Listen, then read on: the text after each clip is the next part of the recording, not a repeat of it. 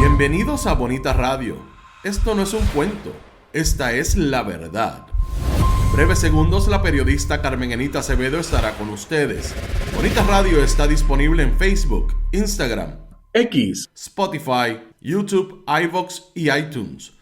Agradecemos a nuestros auspiciadores. Cooperativa Seno Gandía, solidez y futuro. Y Vega Coop, de tu lado siempre. Nuestras transmisiones son viables también gracias al apoyo de ustedes. Pueden enviar sus donativos accediendo a bonitaradio.net. Allí podrán realizar su aportación a través de PayPal o tarjetas de crédito. También pueden realizar su donativo por ATH Móvil Negocios a la Fundación Periodismo 21. O pueden enviar un cheque o giro postal a PMB número 284, P.O. Box 194000, San Juan, Puerto Rico 00919-4000. Bonita Radio, esto no es un cuento, esta es la verdad. Con ustedes, la periodista Carmen Enita Acevedo, en directo desde el estudio Roberto el Indio Acevedo. Saludos y buenos días, soy Carmen Enita Acevedo y estamos en Bonita Radio hoy miércoles 30 de julio del 2025 a las 8:08 de la mañana. La crisis del agua continúa, la gobernadora de Puerto Rico tiene serios problemas con su presidente de la Autoridad de Acueductos y Alcantarillados y Tomás Rivera Chats como que le da instrucciones. Vamos a hablar de eso, de esa unidad palpable del Partido Nuevo Progresista, sobre todo entre el liderato, presidencia del Senado y la gobernación de Jennifer González Colón. Lo que está pasando en el mundo de ICE y las políticas anti-inmigración del presidente Donald Trump, una demanda de la ACLU en Estados Unidos, pone otra vez el tema de los derechos humanos en la administración de Donald Trump, que como ustedes saben en Puerto Rico está avalada totalmente por la gobernadora Jennifer González. Las clases de historia, el tapaboca más grande que le ha dado el profesor y ex candidato a la comisaría residente del Partido Popular Democrático, Rafael Cox Salomar, a Pablo José Hernández, empezando porque Puerto Rico es una colonia y le hace en preguntas y respuestas el examen más fácil si se estudia correctamente y sobre todo si se le quiere decir la verdad al país. Interesante esa columna de Cox Salomar y la voy a discutir brevemente. Y definitivamente lo que tiene que ver con todo lo que ocurrió anoche de alertas de tsunami después que ocurriera un terremoto de 8.8 en la escala en el área de Rusia.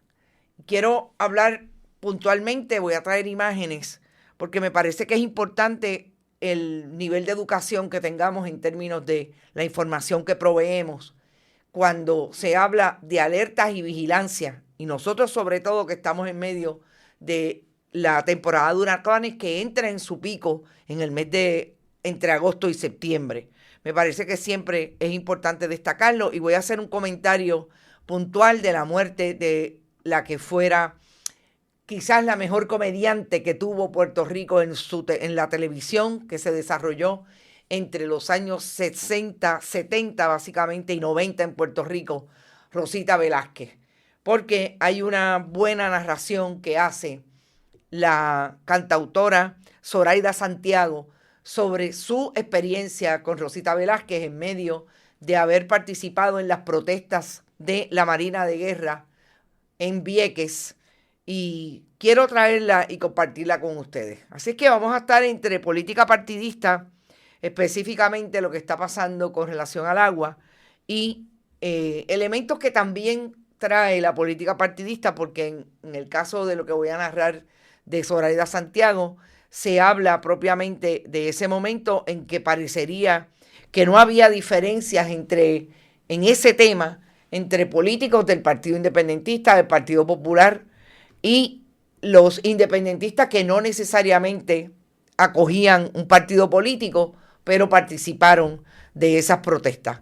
Antes voy a ustedes, espero que esté todo el mundo súper bien y recuerden, gracias a los que están donando, que estamos en el último momento de el frío olímpico que nos entra, de si entra dinero o no entra, pero sé que ustedes siempre aportan y agradecida por eso, lo pueden hacer a través del chat. Gracias Rafael Texidor, Rafael Sayas y la amiga Luz Colman, que no nos vimos, pero nos vamos a ver pronto. Yo estoy segura que se va a dar la oportunidad.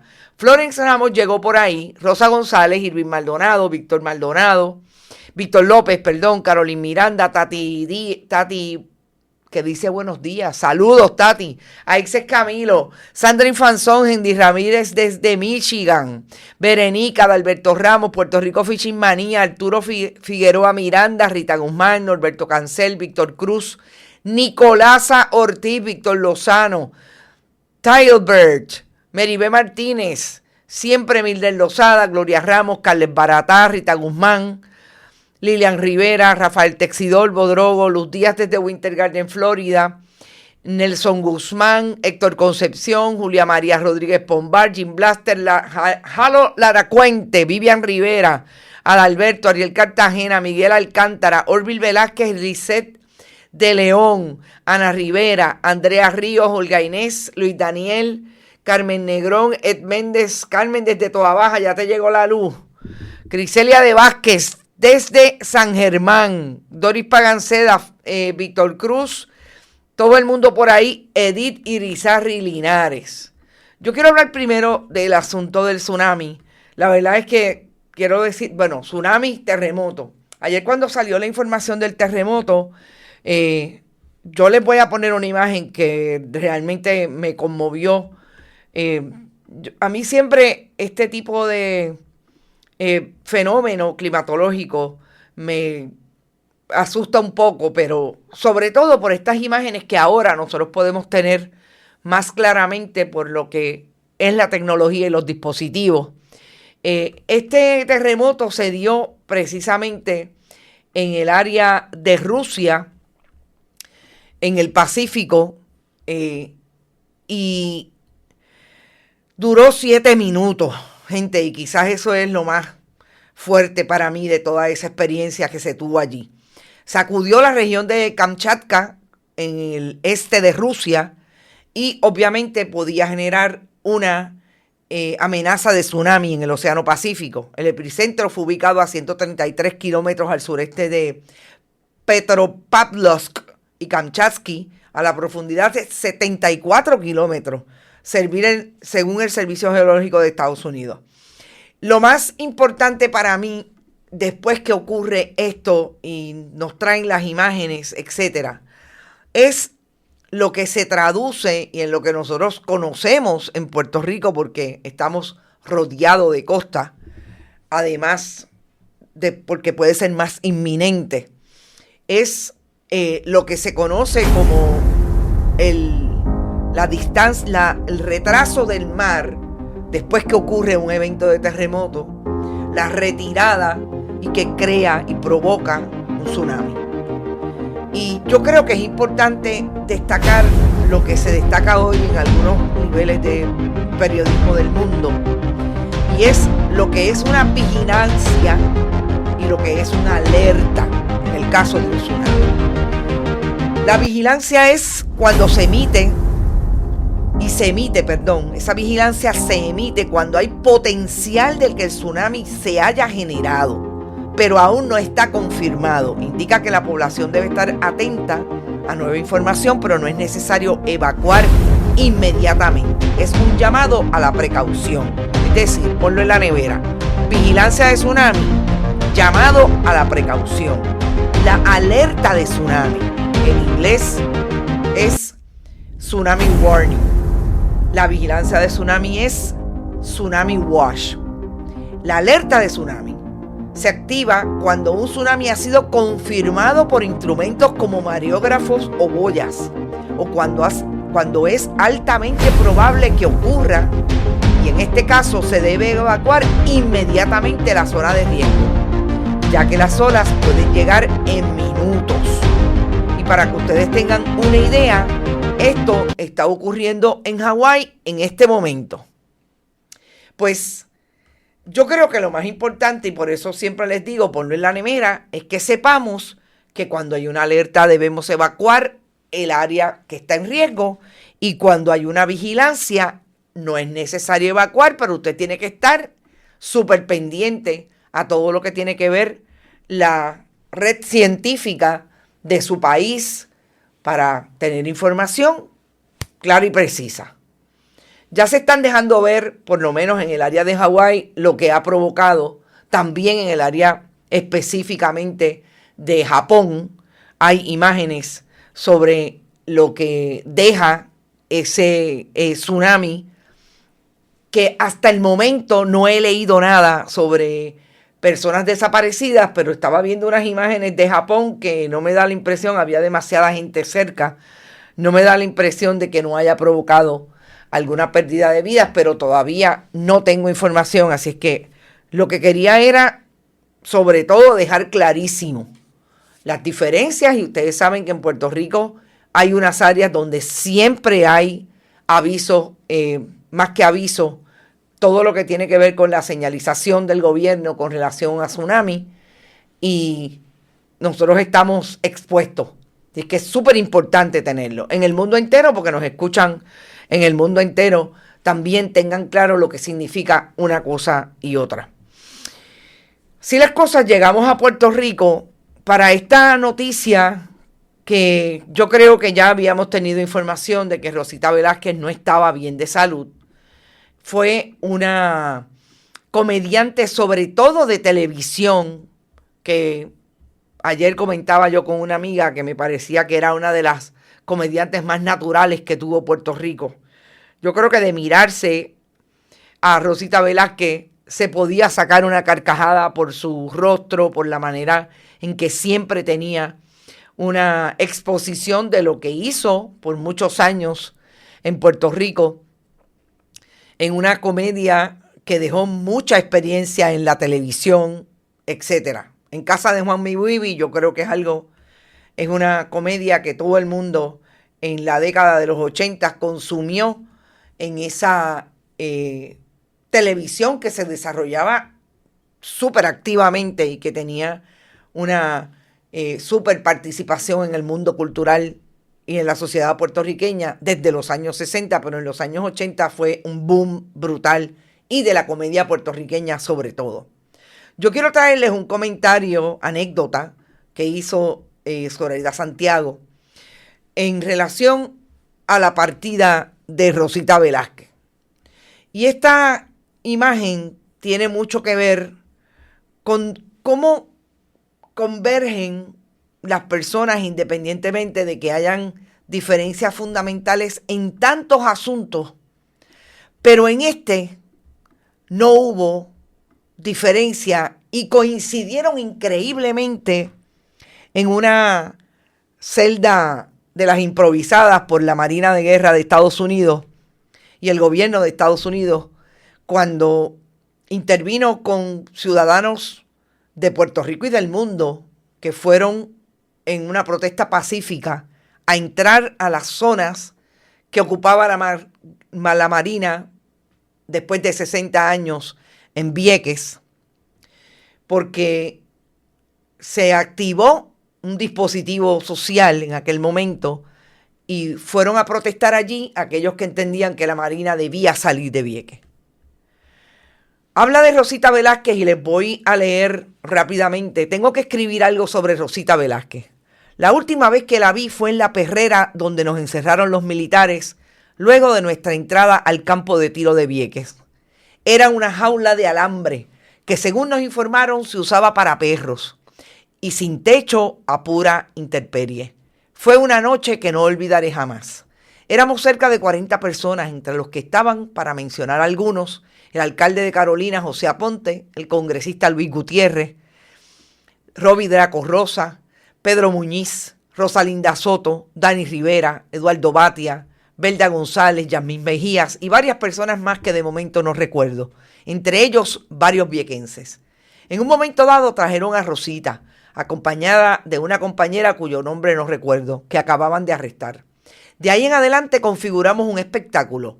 Pedro fue el maestro de ceremonias y el público se componía de los marinos que vigilaban alrededor de la jaula. Cantó Dani, canté yo, tratando de convertir aquel momento en una reafirmación de nuestra lucha y de una vez aliviar lo que se configuraba como una noche difícil. Permaneceríamos allí hasta el amanecer, con solo unas pocas sillas sentados en el suelo, sin comer y con frío, acrecentado por una persistente llovizna y luego de haber pasado por un registro abusivo e innecesario. Pero la parte que no olvido de aquella noche es el paso de comedia improvisado que sostuvieron Belda, Yasmín y Rosita. Nos hicieron reír hasta las lágrimas y Belda, estoica, pasó la noche sentada en aquella silla sin queja ni asomo de incomodidad. A Rosita la recuerdo con admiración por aquella noche y hoy Puerto Rico llora su partida y celebra su vida. No solamente destacar lo que fue Rosita Velázquez en un momento de la lucha por Vieques. Siempre fue una persona independentista, siempre fue una persona que apoyó las luchas de Puerto Rico con relación a lo que significa ser colonia de Estados Unidos. Pero me parece que traer este recuento no solamente habla de lo buena comediante que fue hasta en los peores momentos de su vida. Porque estar en una perrera, precisamente encarcelada por el gobierno y el verdugo que tú estás queriendo destapar en ese momento, lo que significaba y lo que significa Estados Unidos para Puerto Rico y en aquel momento histórico, puntualmente con relación a la lucha de Vieques, me parece que habla de lo que fue su carrera. Me parece que habla de la persona que fue. Y que Zoraida Santiago lo haya traído y lo haya recordado, sobre todo destacando esa diversidad ideológica que estaba allí representada. Yo creo que Belda González fue quizás la persona más honesta desde el punto de vista de lo que significa o significó la lucha de Vieques desde el Partido Popular Democrático. Coincidir allí con personas que más tarde sabemos dónde están en la historia con relación a Puerto Rico, como el expresidente del Senado, Eduardo Batia. Pero hay algo siempre que nos une. Hay algo siempre que une a esas personas que en la diversidad se encuentran en momentos como este. Y me parece que hay que destacarlo y hay que recordarlo. Sobre todo cada vez que nos dicen, es imposible que nos sentemos en una mesa a decidir el futuro de Puerto Rico. Yo creo que ese es el mejor ejemplo que trae hoy Zoraida Santiago sobre lo que en efecto se puede hacer para converger en eso que nos toca a todos, de mejorar la calidad de vida de este país. Y de ahí, increíblemente, me tengo que ir a esta columna que no la discutí ayer y me parece que es importantísima que la discutamos. Y es la columna de Rafael Cox Salomar, que trae yo creo que semanalmente en el periódico El Nuevo Día, y le hace una especie de examen al que hoy preside el Partido Popular Democrático y que el pasado 25 de julio dio un mensaje como comisionado residente en Mayagüez para establecer lo que él entiende debe ser la ruta de ese partido, aunque habló del autonomismo. Pero obviamente está enmarcado en el partido que lo propone, por lo menos la nueva generación de liderato del Partido Popular Democrático, Pablo José Hernández. Le hace no solamente el examen con preguntas y respuestas, le está dando Cox Salomar la clase de lo que es ser una colonia. Y que en efecto, Puerto Rico lo es. Lo ubica en el momento histórico de cada oportunidad a partir de la invasión estadounidense del 98, en que el Partido Popular se definió y se redefinió. Se fundó y se refundó bien temprano, con las marcas políticas puntuales desde el gobierno de Estados Unidos hasta lo que fue la participación de las Naciones Unidas en eso que se conoce hoy como ELA. Yo creo que después de aquí, Pablo José Hernández no le queda otra que decir y tratar de buscar y rebuscar quiénes son los tímidos, los ignorantes y los cobardes. Porque definitivamente, y voy a hacer alusión a unos puntos bien importantes, cuando Cox Salomar le dice a Pablo José Hernández lo que significa el ELA en términos de su nombre. ¿Y de dónde viene el término Estado Libre Asociado? ¿Se lo inventó Luis Muñoz Marín? No. El término lo acuñó el líder unionista Miguel Guerra Mondragón en el 22. Al momento de radicarse en el Congreso el proyecto Campbell, y sus orígenes se remontan al Irish Free State, que entonces accedía a la independencia dentro de la mancomunidad británica. Y es verdad que la común defensa, la común moneda, el mercado común, la autonomía fiscal y la común ciudadanía llegaron con el ELA. Falso. La común defensa, que no es otra cosa que la militarización de Puerto Rico puesta al servicio de la seguridad nacional americana, llegó con la invasión del 98. La común moneda, que quebró a gran parte de nuestros hacendados, el mercado común y la autonomía fiscal llegaron con la ley Foraker del 1900 y la ciudadanía americana llegó en el 17 con la ley Jones. ¿Y qué pasó en Naciones Unidas el 28 de noviembre del 53? Pasó que los Estados Unidos, tal y como hicieron los británicos, franceses, holandeses, daneses y el resto de los poderes imperiales de la época, engañaron a la Asamblea General haciéndole creer que Puerto Rico bajo el ELA había entrado en un convenio bilateral con el Congreso y no susceptible a la modificación sin el consentimiento del pueblo de Puerto Rico. ¿Y por qué decimos que fue un engaño? Porque las ramas políticas en Washington así lo han admitido. ¿Cómo es que Pablo José Hernández, después de esta clase socializada a través de un medio de comunicación, se atreve a seguir hablando de que Puerto Rico no es una colonia, sin poder debatir lo que son los principios históricos y éticos que están contenidos en esta columna? Pero al final, yo creo que la mejor pregunta de esta columna es, y entre tantas falsedades y medias verdades, ¿qué hacer? Rescatar la memoria histórica contra viento y marea por Puerto Rico. ¿Quiénes son? Yo voy a dejarlo aquí. ¿Quiénes son los ignorantes, los cobardes y los tímidos en la historia del Partido Popular? Así se escribe la historia.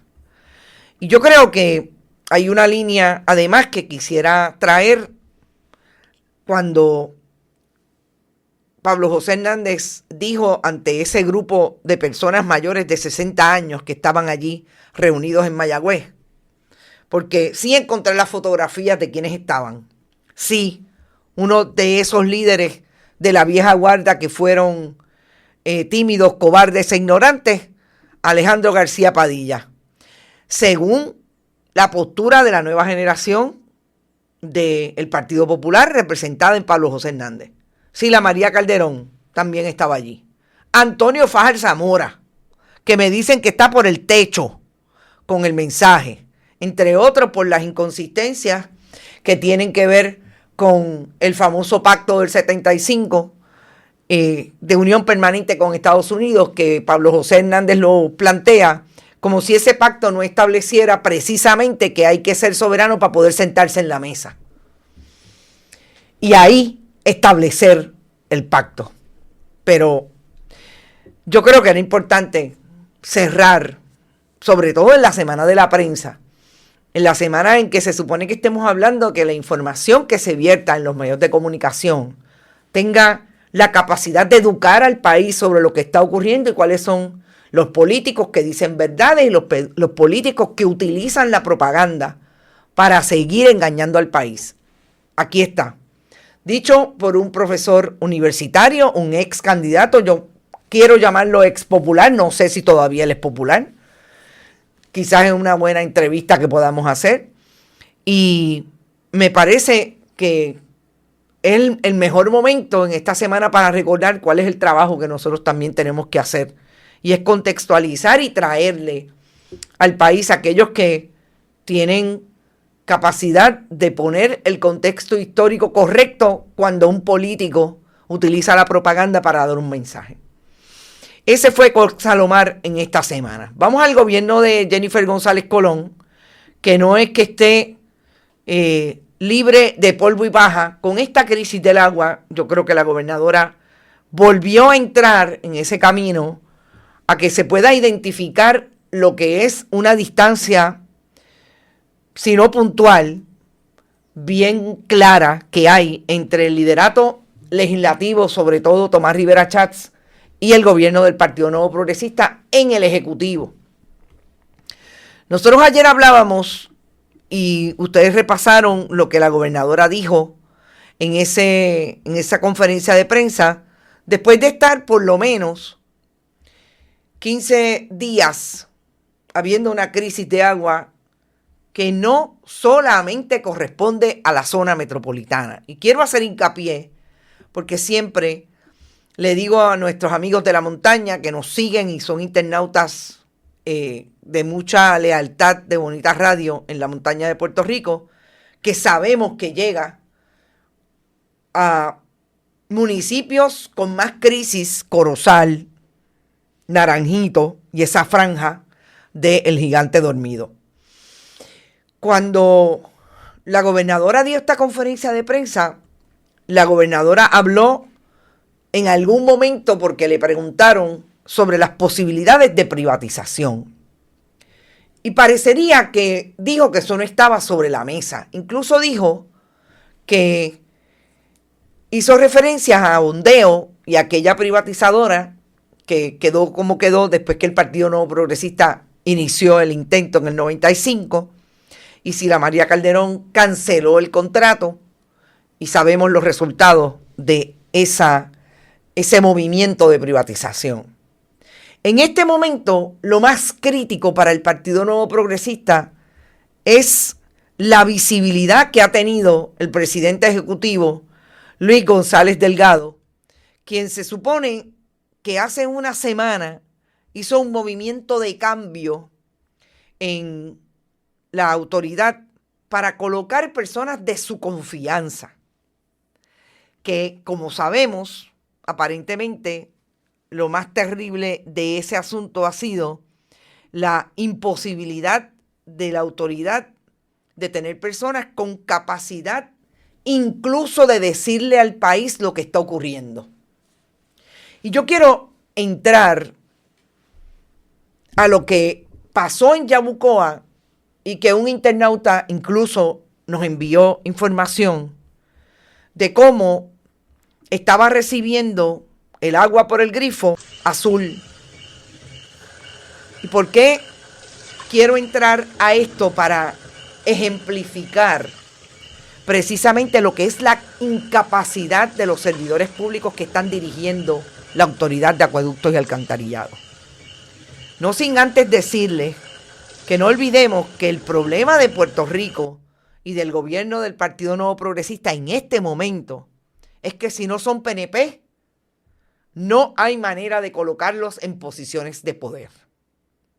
Que llevamos 3 administraciones, 3 cuatrienios dirigidos por el Partido Nuevo Progresista y cada vez es más intenso, es más claro, es más brutal la colocación de esos oficiales y directivos de agencias por el régimen político partidista.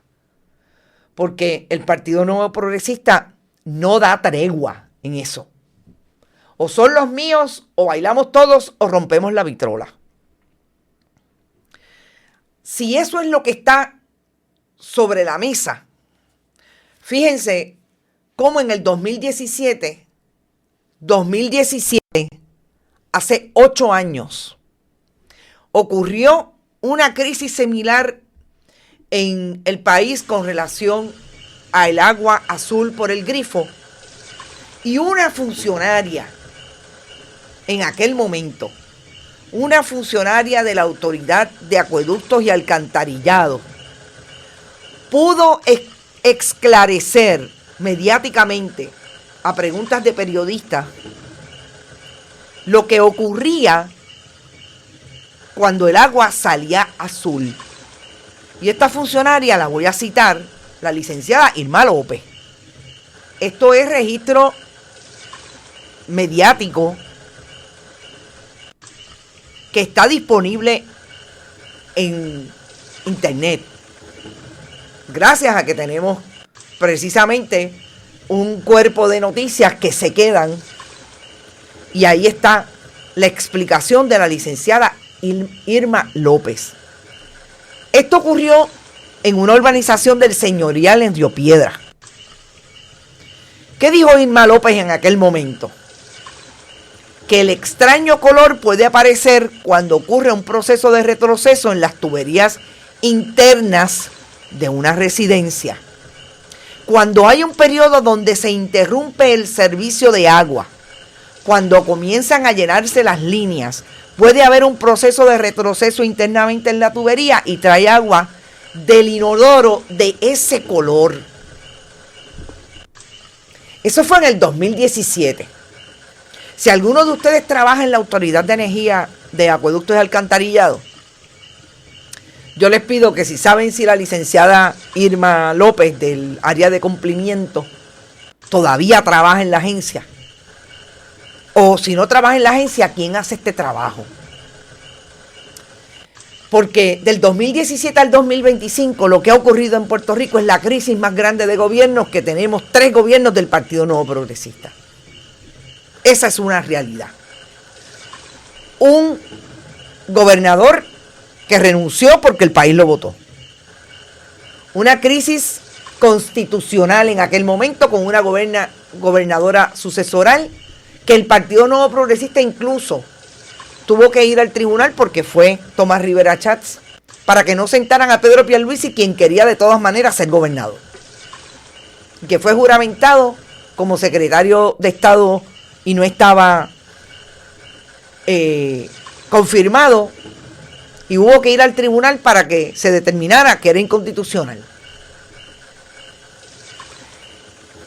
En el 2017 atendimos a múltiples casos de corrupción, y precisamente la corrupción terminó siendo el descubrimiento de un Telegram chat que sabemos la historia, que nos colocó a todos los personajes que hoy se sientan en el gobierno de Jennifer González como asesores, que hoy son los esposos de la secretaria del DACO, como Elías Fernando Sánchez y Fonte, como Cristian Sobrino, cogiendo chavos también del gobierno de Puerto Rico.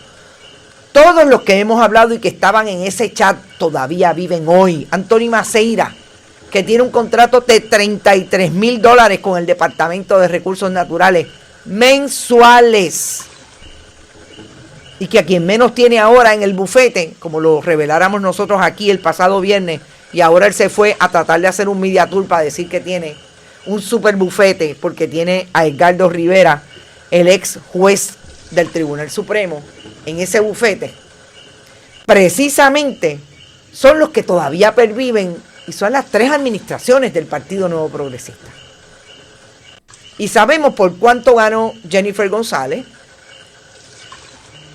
Subió un poco después de que ganara Pedro Pierluisi en el 2024, en el 2020, y sabemos por qué logró los votos con la gente de Proyecto Dignidad por la campaña de miedo que hicieron. Pero gobernar, no saben gobernar. No tienen una sola persona en la Autoridad de Acueductos y Alcantarillado que le diga al país por qué esto no es una crisis necesariamente que viene de la planta, que viene de donde se produce y se tratan las aguas, que tiene que ver con la casa. Y esto que está pasando en Yabucoa tiene una explicación. Pero ustedes saben lo que le explicó a los medios de comunicación el subdirector de la región este de Puerto Rico de la Autoridad de Acueductos, Joe Pomales. Observamos el post, porque esto fue una publicación en en redes sociales. Y rápidamente se movilizó el personal a la zona. Fueron. El director de área junto con personal de cumplimiento y personal de la División de Agua Potable de Humacao. Se hizo la investigación pertinente. Se verificaron las residencias, confirmando que en efecto no hay al momento ningún indicativo de que esté saliendo agua con color. Mire, lo que tiene que hacer es poner a la persona de cumplimiento que le diga a la gente si sabe, porque es que sale azul. ¿Cómo es que en el 2017 había alguien capacitado con la capacidad de entrar a decirle a la gente por qué el problema puede ser precisamente porque se fue el agua, porque el retroceso, y en el 2025 no lo hay? ¿Por qué? Porque ya no está la gente que sabe. Porque esa gente los relegaron a mirar para la pared porque quizás son PNP, pero no son del bando de Jennifer González ni del nuevo presidente ejecutivo. De eso es lo que estamos hablando. Y esta es la mejor evidencia. Cuando yo vi la nota 2017-2025, ahí lo tiene. Y es así y peor. No hay capacidad. Cuando usted tiene que en el 1989, en medio del huracán Hugo,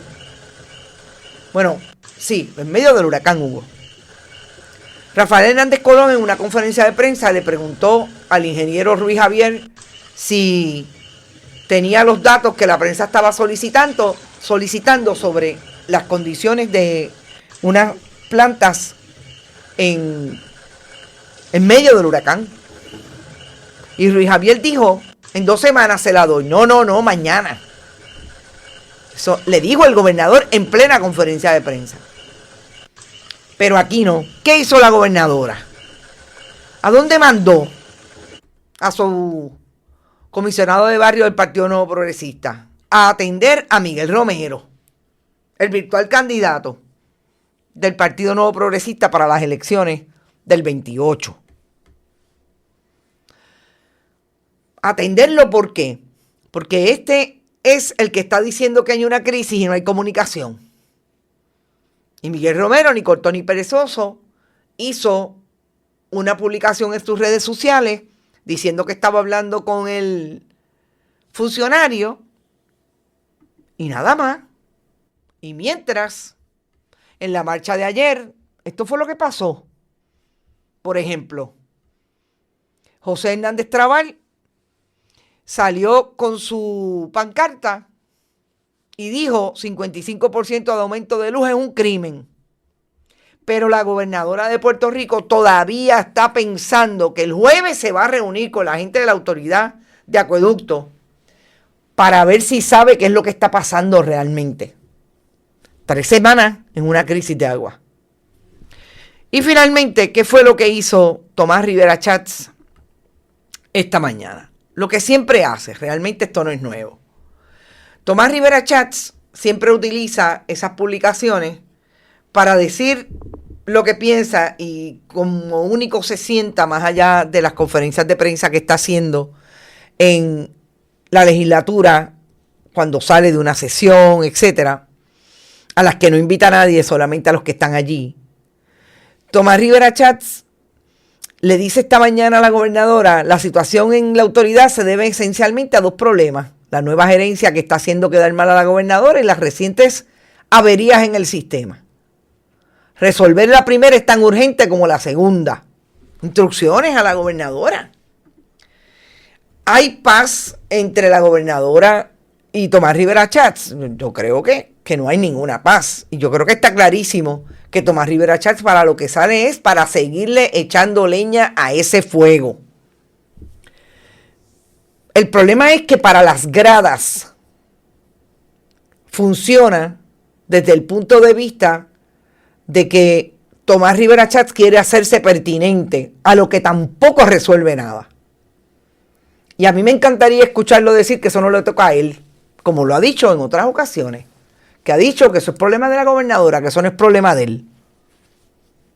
Y a eso es lo que deben referirse los correligionarios del Partido Nuevo Progresista cuando escuchan y ven que las noticias que tenemos que discutir, en efecto, es que aquí no hay gobierno, que lo único que hay es una organización que obtuvo la posición desde el Ejecutivo hasta el Legislativo y algunas alcaldías, pero están trabajando una agenda del Partido Nuevo Progresista, incluso una agenda personal de cada uno de ellos.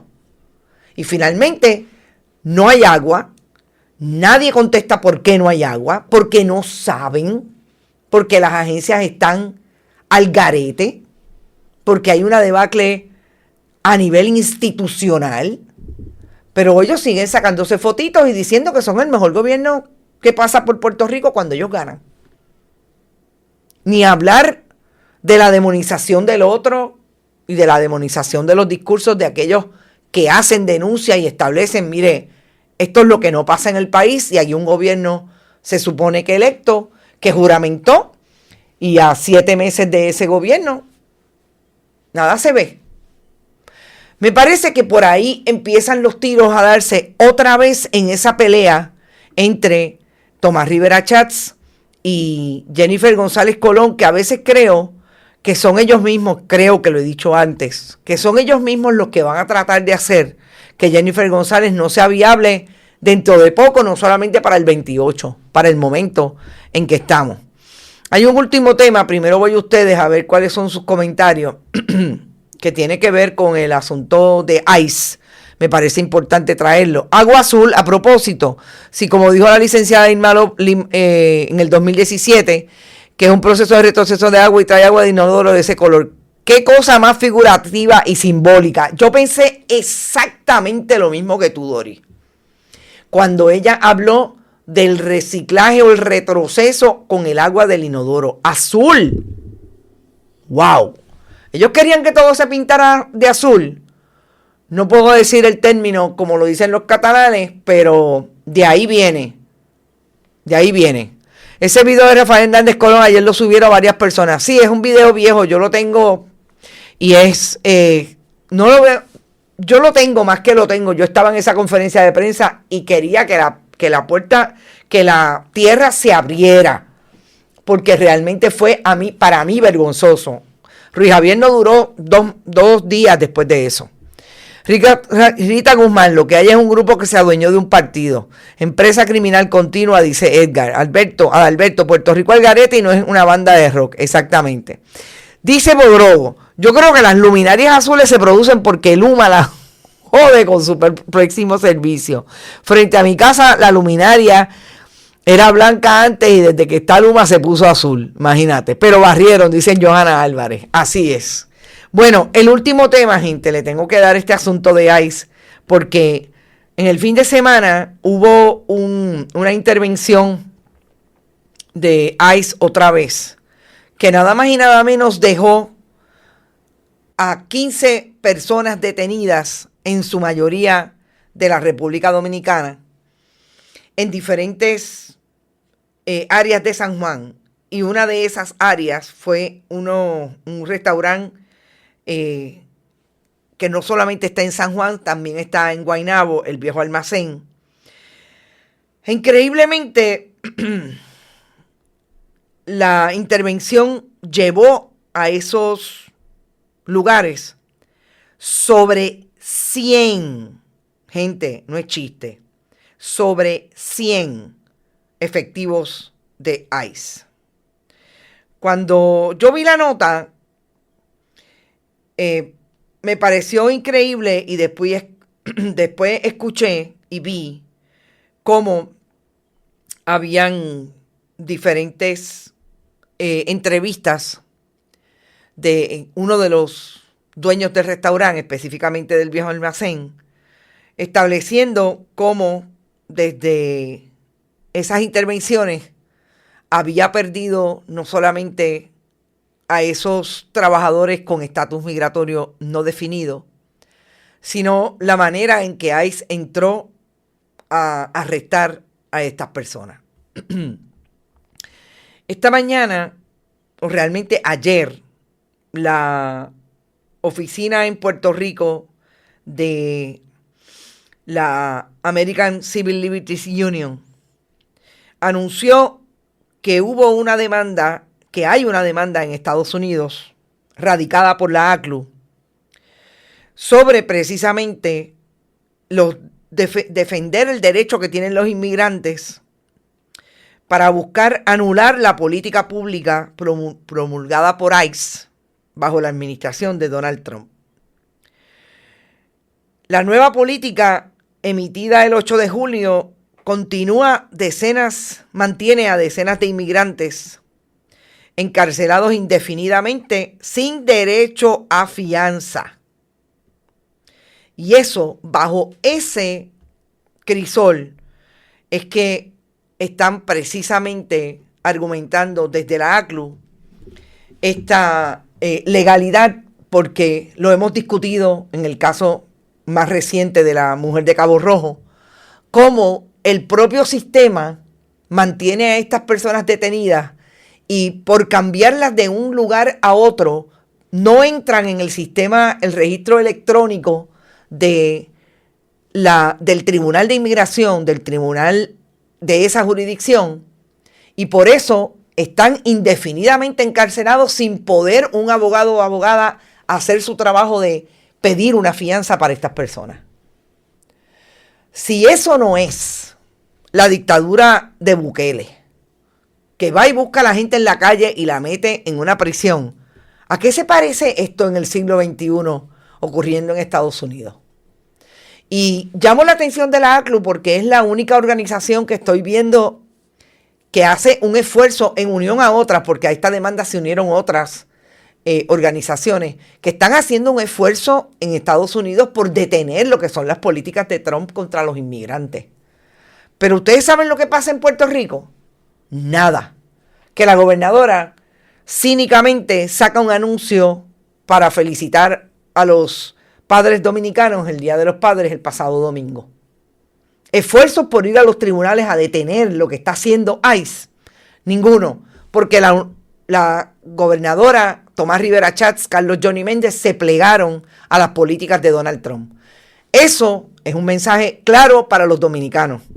A ver si cuando vayan a ir a los restaurantes que se reúnen allí en el área de Santurce cada 4 años para buscarle el voto, van a cuestionarle lo que hicieron con los padres y las madres dominicanas. Nosotros nos vamos, recuerden, pueden donar a través de este chat siempre que estemos en vivo. También lo pueden hacer en bonitasradio.net, PayPal y tarjetas de crédito, igualmente Fundación Periodismo Siglo XXI y Bonitas Radio ATH Móvil y Periodismo 21 ATH Móvil. Pásenla bien, recuerden que siempre también pueden aportar a nuestro proyecto compartiendo todos los contenidos a través de todas las plataformas. Estén pendientes a las nuevas informaciones que siempre publicamos y sobre todo comenten. El 16 de agosto tenemos un encuentro, el segundo, en el área de el Paseo Tablado frente al 515. Allí vamos a estar, vamos a hacer un sorteo a base de los donativos, pero sobre todo vamos a hablar y a pasarla bien y a compartir y apoyar ese esfuerzo de los comerciantes de Guaynabo. Nos vemos a la tarde en otro Noticias con Café. Que la pasen muy bien. Buen día. Bonita Radio. Esto no es un cuento. Esta es la verdad. Este programa fue traído a ustedes por Cooperativa Seno Gandía, Solidez y Futuro. Y Vega Coop, de tu lado siempre. Y no olvide que puedes realizar sus donaciones a través de ATH Móvil en la sección de negocios como Fundación Periodismo 21. O puede acceder a nuestra página de internet bonitasradio.net y donar a través de PayPal o tarjetas de crédito. También puede enviar cheques o giros postales a nombre de la Fundación Periodismo Siglo XXI, PMB 284, P.O. Box 194000, San Juan, Puerto Rico 00919-4000. Bonita Radio. Esto no es un cuento, esta es la verdad.